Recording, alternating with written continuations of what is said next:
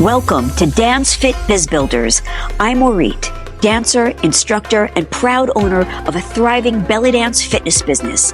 And in this podcast, I'm giving it to you straight, sharing what it takes to kickstart and grow your dance and fitness business for the success you deserve.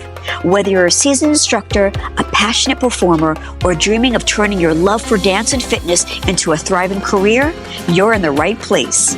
Lace up those sneakers and pull on those dance shoes and get ready for truth smacks, tips, and inspiration. Let's do this.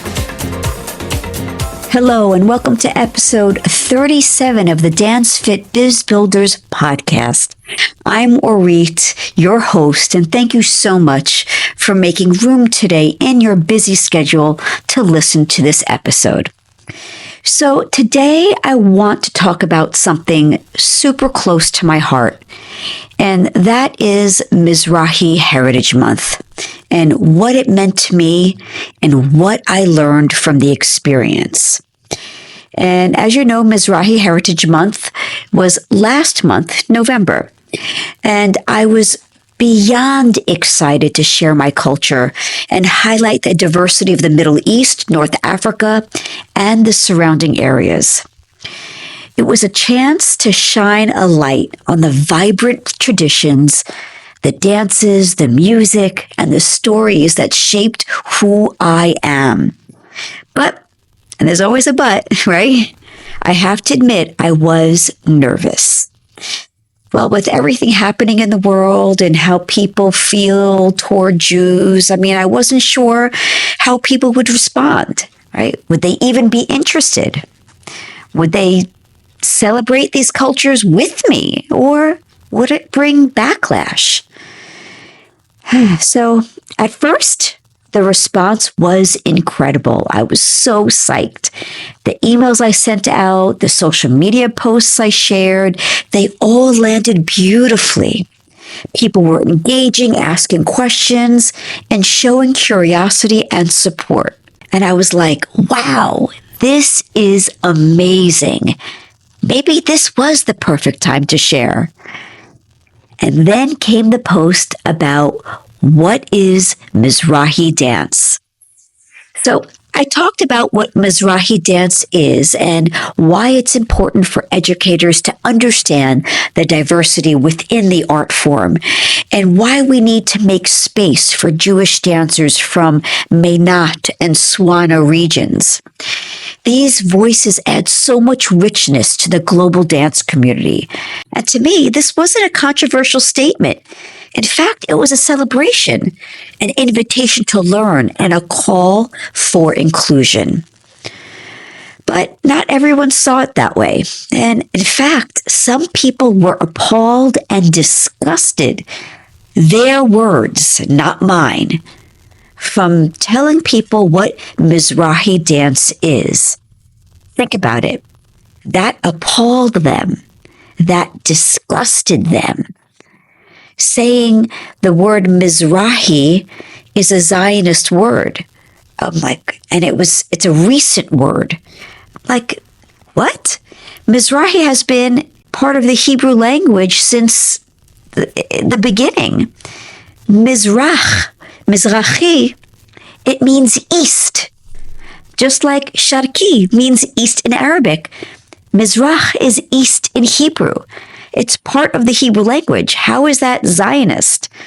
Anyway, so I've thought about this reaction from people so many times since then. And honestly, I just still can't wrap my head around it. I just feel like someone just had to find something and just complain about it. Instead of embracing it, embracing that there's more to learn about the art form you so love, right? Loving this art form doesn't just stop at Egypt, right?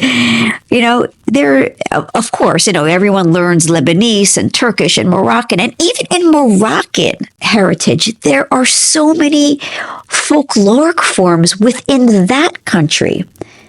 Of course, there would be different forms in other countries, even based on who you are, Jewish, Muslim, or Christian.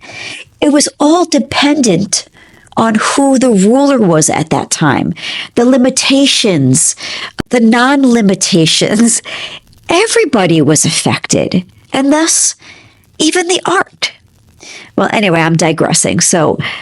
But as someone who is Jewish, who comes from Swana culture, specifically Yemeni Jewish culture, and who teaches a unique perspective that no one else can bring, I wasn't making a political statement. All I was saying was, hey, there's this beautiful group of people and their customs and traditions. They also deserve recognition. Yet the post sparked a mix of reactions, some negative, some positive, and thankfully a lot of supportive comments. So that's what it is. But here's the thing.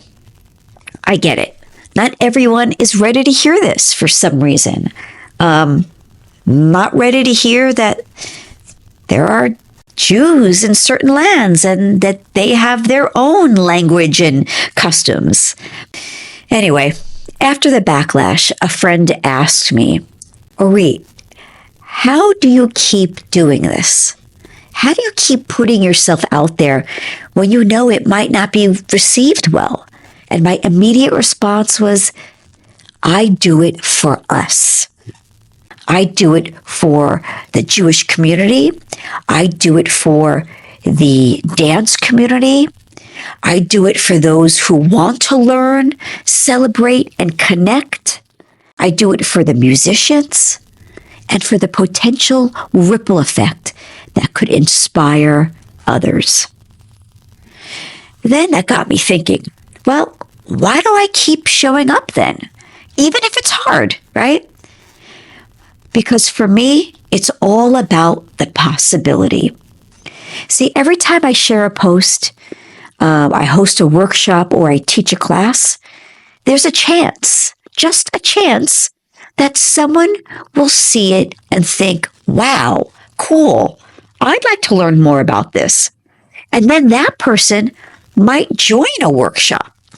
And then that person might talk about it and then maybe inspire one more person. And then that's how it goes.